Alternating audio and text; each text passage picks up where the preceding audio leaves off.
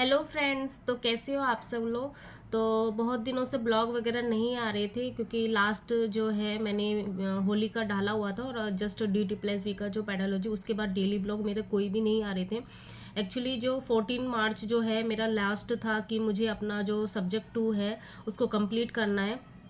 तो वो मेरा कंप्लीट हो चुका था। उसके बाद मुझे ये था कि क्योंकि आजकल जो है आपको पता ही है कि KVS के बारे में ज़्यादा से ज़्यादा नोटिफिकेशन आ रही है, उसके रूल रेगुलेशन आ रहे हैं।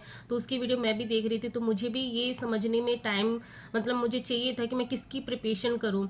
एक्चुअली बोलना तो आसान होता है, लेकिन वही है जब खुद हम डिसाइड करते हैं, खुद के ऊपर वो करते हैं कि क्या करना चाहिए एक्चुअली, तब थोड़ा टाइम खुद को देना चाहिए।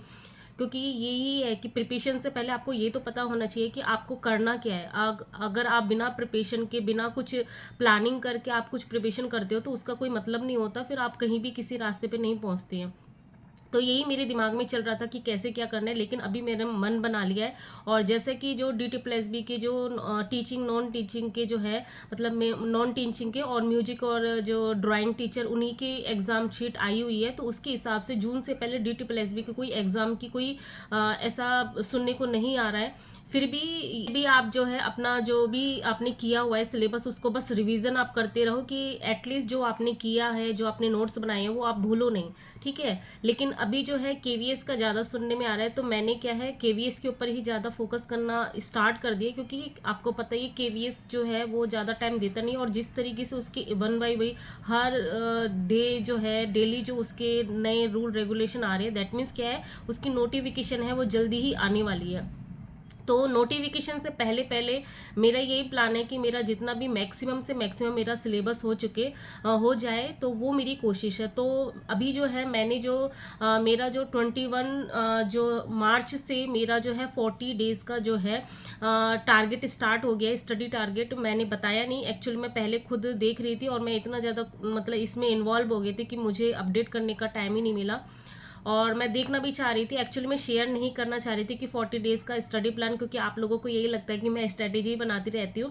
एक्चुअली मैं भी एस्पिरेंट हूँ और मैं भी गलतियों से ही सीखती हूँ। फिर मुझे लगता है कि नहीं, ऐसा नहीं, ऐसा करना चाहिए। तो 100 डेज का जो प्लान था वो अब करके कोई फायदा नहीं, क्योंकि हम KVS पे अब ज़्यादा मैं ध्यान देना चाह रही हूँ। तो KVS में आपको पता ही है कि अगर TGT वाले स्पेशली, तो उनका जो है, तो KVS TGT स्पेशली जो, क्योंकि मैं TGT के लिए ही अप्लाई करूंगी और PGT के लिए भी करूंगी, लेकिन मेन जो है मेरा KVS TGT में ही है।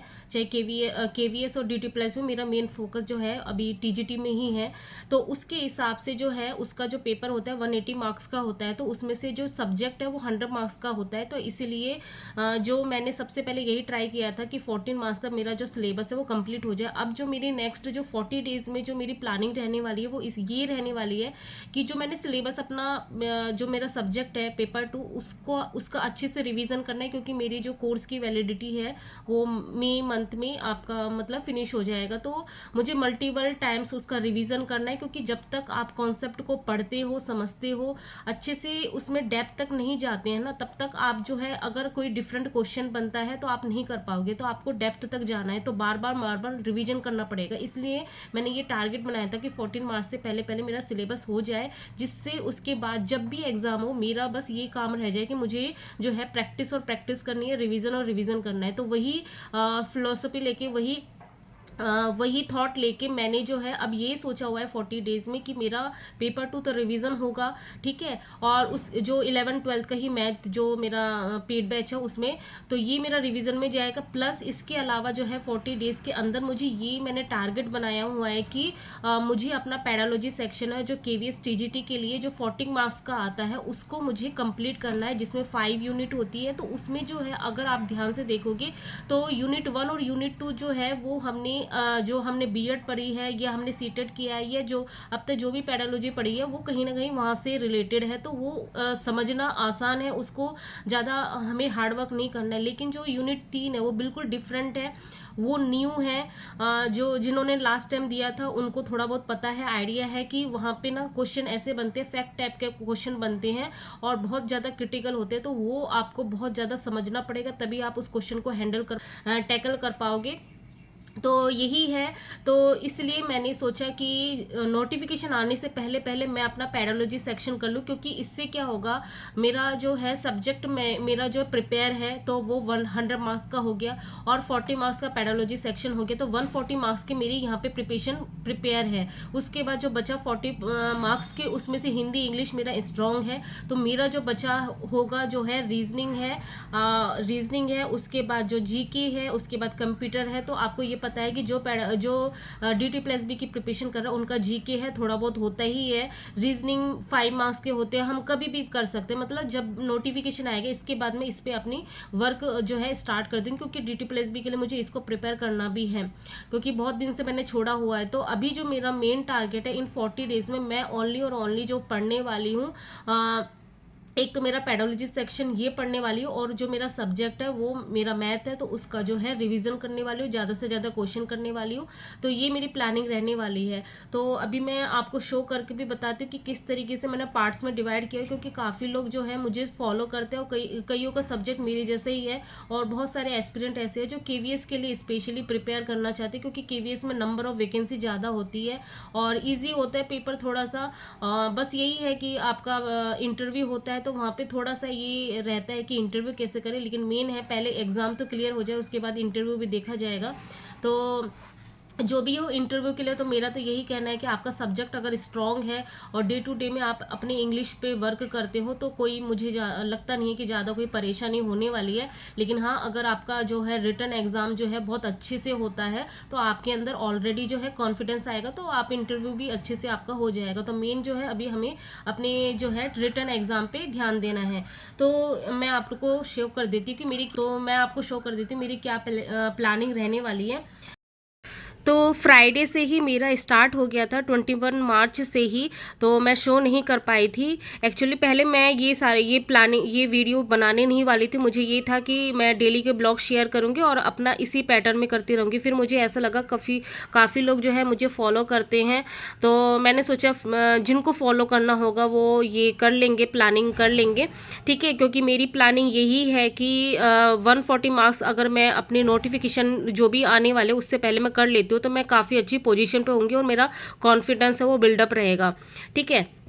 तो जो है 11-12 का मैथ है, क्योंकि आपको पता ही है कि KVS में जो है 11-12 का मैथ तक इतना तक ही लेवल रहता है, इससे ज़्यादा नहीं होता। TGT में जो भी सिलेबस है उसके अकॉर्डिंग, मतलब 9-10 से 6 से आप स्टार्ट कर लो, वहाँ से 12 तक मैक्सिमम रहता है। ग्रेजुएशन पोर्शन वहाँ पे है नहीं सिलेबस में, ठीक है। तो यहाँ पे मैंने हर डे जो है, ये मेरा पेड बैच का है, इसका मैं दोबारा से फिर एक दिन में एक चैप्टर, और जो चैप्टर मेरा बड़ा है लॉन्ग है उसके लिए मैंने 2 या 3 दिन भी रखे हुए हैं, क्योंकि जैसे ट्रिगो का यहाँ पे 14 वीडियो, और हर वीडियो जो है 2 घंटे का है मैक्सिमम, ठीक है। तो उसके हिसाब से तो एक दिन में पॉसिबल नहीं है, तो इसलिए मैंने इसको 3 दिन में डिवाइड किया हुआ है।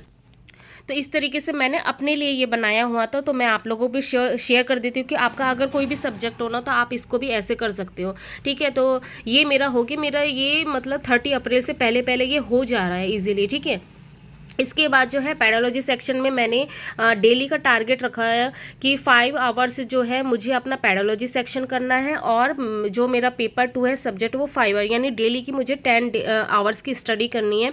इसमें पेडोलॉजी सेक्शन में 5 आवर्स में से जो 3 आवर्स है वो 3 वीडियो में चले जाएंगे। वो मैंने पहले बता चुकी हूँ, जो यूट्यूब चैनल है इनकलकेट लर्निंग, उसको मैं फॉलो करने वाली हूँ। उसका हर एक वीडियो अप्रॉक्स मैंने फिर भी मान लिया कि 1 आवर को, तो 3 वीडियो 3 घंटे ऐसे चले गए, ठीक है। इतना तो होता नहीं है, लेकिन फिर भी मैंने अप्रॉक्स मान के किया हुआ है कि रिवीजन भी तो करना होता है प्रीवियस वाला। उसके अलावा 2 आवर्स मैंने रखे हुए सेल्फ स्टडी में जो NIOS के जो मैंने ब्लॉग बताए हुए थे कि जो हमारे इंपॉर्टेंट है वो पढ़ने हैं, उनको रीड करना, अंडरस्टैंड करना है। क्योंकि कितने ही आप वीडियो देख लो, लेकिन अगर आप पढ़ते नहीं हो, खुद समझते नहीं हो, उसके साथ टाइम स्पेंड नहीं कर रहे, क्योंकि आपको पता ही है पेडोलॉजी सेक्शन ऐसा है, जब तक आप खुद अंडरस्टैंड नहीं करेंगे, उस चीज़ को फील नहीं करोगे, वो सिचुएशन खुद आप एज्यूम नहीं करोगे, तो आप क्वेश्चन नहीं कर पाओ, क्योंकि इसमें रट के नहीं हो सकता, इसका अंडरस्टैंडिंग वेज होता है। और कई सारी चीज़ें ऐसी होती है है जो आपको लर्निंग करनी पड़ेगी, जो फैक्ट होती है जैसे RTI है, FNL है, ये सारी चीज़ें हैं, ये याद करनी पड़ेंगी, एज इट इज़ ही है, इनको लर्न करना पड़ेगा। तो ये सेल्फ स्टडी सेक्शन में वो सारी चीज़ें आ जाएंगी। तो इस तरीके से मैंने 5 आवर्स ये डेली का रखा हुआ है, जिससे मेरे 40 डेज में आराम से ये हो जानी चाहिए। ये मेरी थिंकिंग है, ये मेरा ये है टारगेट। बाकी आगे देखते हैं क्या होता है, क्योंकि मैं भी एक एस्पिरेंट हूँ, मुझे नहीं पता क्या होने वाला है, लेकिन प्लानिंग लेके हमें चलना चाहिए, जिससे अप्रोक्स हम 100% ना सही, हम 80% अप्रोक्स अपना जो भी टारगेट लेके चले थे वो कंप्लीट कर लें। ठीक है। इसके बाद पेपर 2 में सेम यही 5 आवर्स को मैंने डिवाइड कर दिया, 4 आवर्स 1 आवर। 1 आवर मैंने ये रखा हुआ है कि जो भी हर दिन मैं चैप्टर पढ़ रही हूँ तो प्रीवियस वाला रिवीजन करना जरूरी है, क्योंकि मैथ में ऐसे ही होता है, आप हर एक चैप्टर पढ़ते हुए जाते हो, प्रीवियस वाला भूलते जाते हो। तो इसलिए 1 आवर, या मेरा तो ये आगे बढ़ते बढ़ते 2 आवर्स भी हो जाएगा, तो ये मैं स्विच कर सकती हूँ किसी भी तरीके से। और 4 आवर्स मैंने रखा है, जो कि वीडियो होते ही हैं, मुझे 3 वीडियो मैंने टारगेट रखा हुआ है कि डेली के 3 से 4 वीडियो जो है मुझे अपने देखने ही है। और सर का वीडियो तो ऐसे ही होता है कि 2 घंटे या 1.5 घंटे के होते ही हैं, तो मैं 1.5 की स्पीड में देखती हूँ, क्योंकि ऑलरेडी मैं देख चुकी हूँ। मुझे स्पीड में बस जितनी बार मैं वीडियो देखूंगी और मेरे नोट्स बने हुए उससे मैं कंपेयर करके मतलब अच्छे से जितना हो सकता है समझने की कोशिश करती हूँ, क्योंकि मेरे पास 1 मंथ 40 डेज ही है उसको अच्छे से मेरे पेड बैच को यूटिलाइज करने के लिए।